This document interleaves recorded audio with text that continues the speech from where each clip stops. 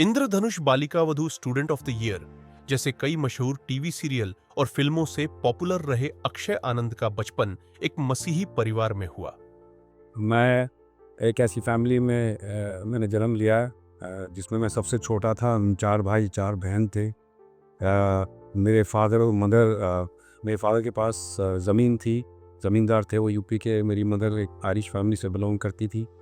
दोनों की शादी हुई, हम लोग दिल्ली में रहते थे और दिल्ली में रहते हुए मैं सेंट ज़ेवियर स्कूल में पढ़ता था। तो मैं आपको ये बताना चाहता हूँ कि जब मैं स्कूल में पढ़ता था तो हमें संडे के दिन मास होता था, तो पेरेंट्स बहुत स्ट्रिक्ट थे कि जाना ही है संडे मास में। तो संडे को हम मास में जाते थे, लेकिन मैं यीशु को समझ नहीं पाया। मैंने यीशु को जाना नहीं, यीशु की महिमा, उनका उद्धार, उनका प्यार। तो यही इन चीज़ों से गुज़रते गुज़रते जब मैं बड़ा हुआ और अपनी 12वीं क्लास में था, तो मैं छुट्टियों के लिए बॉम्बे आया। मुझे देवानंद जी से मिलने का अवसर मिला, उनकी बेटी के ज़रिए देवीला।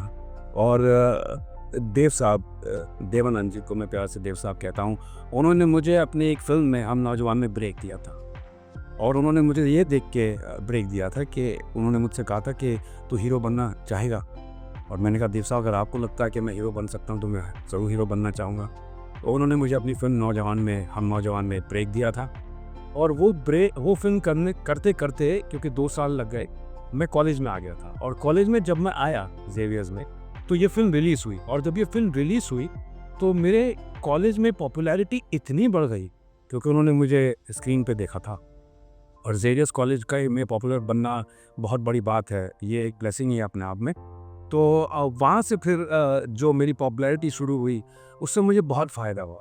मैंने फिर इंद्रधनुष करके सीरीज़ किया, और इंद्रधनुष से मेरी पॉपुलैरिटी इतनी हो गई, पूरी भारत में, पूरे हिंदुस्तान में लोग मुझे जाने लगे। मैं एक तरह से स्टार बन गया था। और ये सब प्रभु का उपहार था मेरे ऊपर, उनकी ब्लेसिंग्स थी मेरे ऊपर। 2 साल कॉलेज में रहने के बाद जब मैं तीसरे साल में कॉलेज में, मेरे 3rd ईयर में, मेरी फैमिली में एक झटका आया। मेरे पिता जो हैं वो बहुत टर्मिनली इल हो गए थे। और क्योंकि मैं उनके बहुत करीब था, उन्हें बहुत प्यार करता था, मुझे अपने कॉलेज की पढ़ाई छोड़ के दिल्ली जाना पड़ा। और जब मैं वहाँ पहुँचा, मुझे पता चला कि मेरे फादर जो है वो लास्ट स्टेजेस में हैं कैंसर के।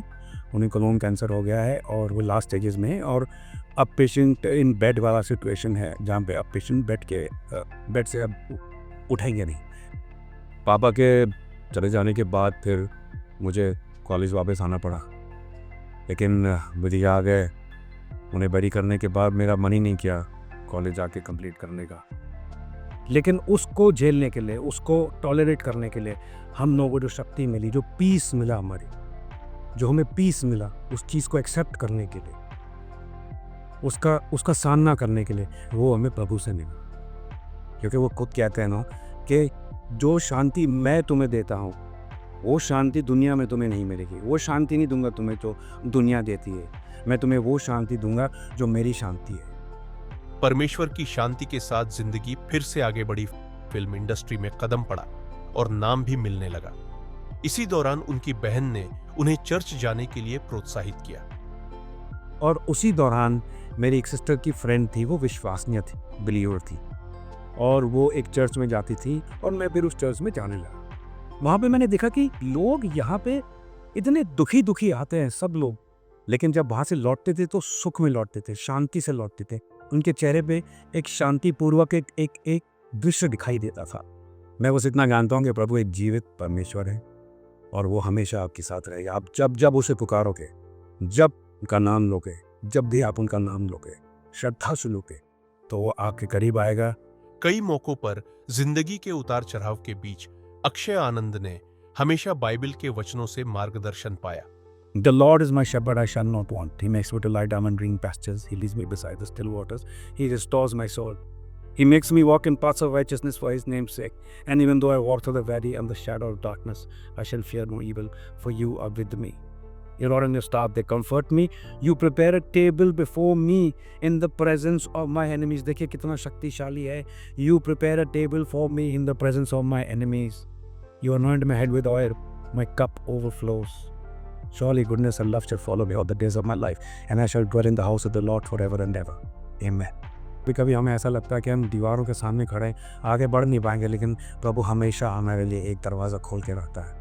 वो कहता है ना कि अगर तुम्हारी ज़िंदगी का एक भी दरवाज़ा बंद हो जाए तो मैं तुम्हारे लिए 10 और दरवाजे खोल दूंगा। आज अक्षय आनंद अपने जीवन की शांति और सफलता का श्रेय सिर्फ यीशु मसीह को देते हैं।